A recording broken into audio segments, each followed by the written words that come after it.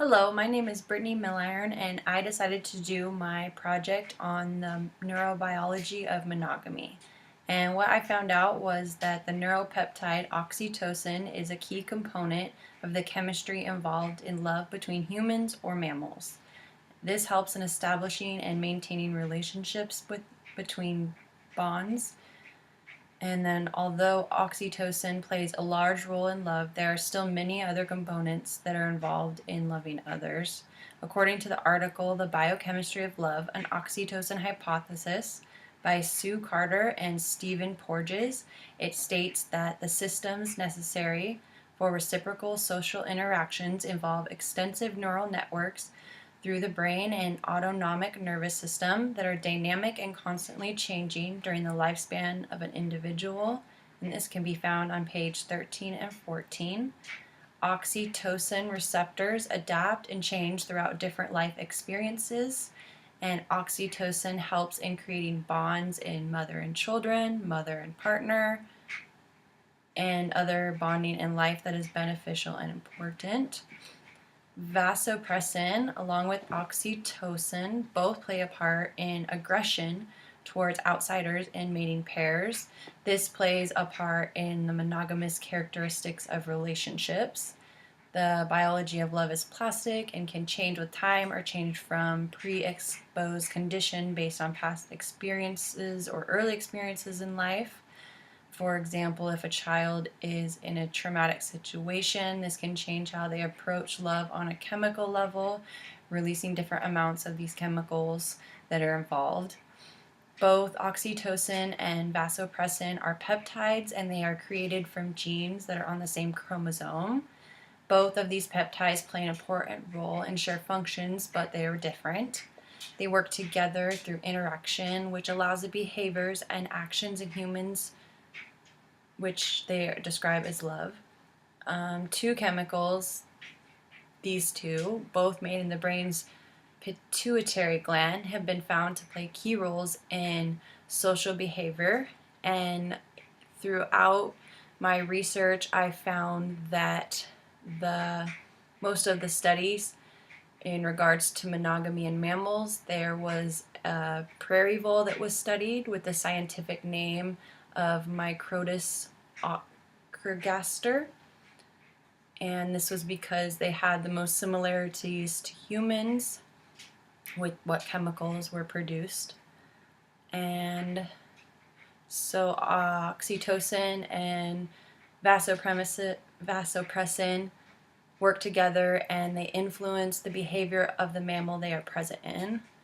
And then while these two, oxytocin and vasopressin, play a role in the loving attitudes toward relationships in mammalian life, another transmitter that is important in bonding pairs and other mating monogamous species, and this is dopamine. And dopamine is the same chemical that is associated with drug addiction, which keeps addicts coming back to the drug because it creates a release of dopamine in the brain, which is considered rewarding. And this also applies to pair bonds, because when dopamine is released in relationships, then the brain is gaining reward from it.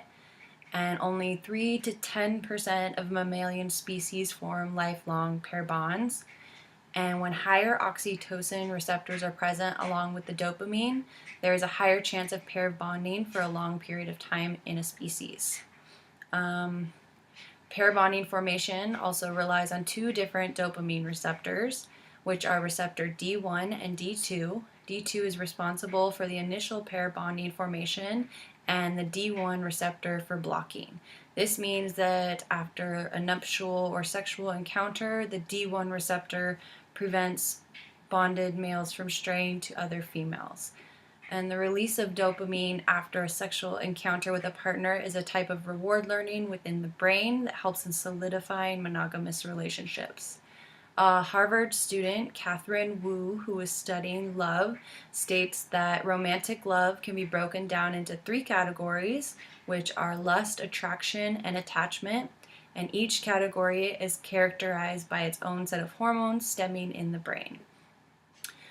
These hormones are testosterone, estrogen, and these two are involved in lust. And dopamine, norepinephrine, and serotonin help in attraction. And then oxytocin and vasopressin mediate attachment. And then besides the pituitary gland, the parts of the brain involved in love and monogamy that are associated with testosterone and estrogen is the hypothalamus, which stimulates the production of the hormones from the testes and ovaries. Oxytocin, vasopressin, and dopamine are also made in the hypothalamus, which helps in controlling vital functions and emotions. The prefrontal cortex, hypothalamus, and pituitary in the brain are areas that have effects on love. In attraction and lust, the prefrontal cortex of the brain gets turned off because this helps in controlling rational behavior. In attraction, the hormones dopamine and norepinephrine are released during attraction. And norepinephrine is also known as noradrenaline and plays a role in the fight or flight response, which keeps people alert and under pressure. Also, in attraction, serotonin is reduced, which is involved in appetite and mood.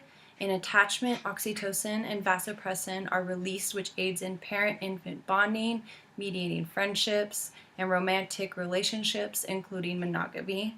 And then sex, breastfeeding, and childbirth are when the largest releases of oxytocin are present because of the bonding, the involvement they have in bonding.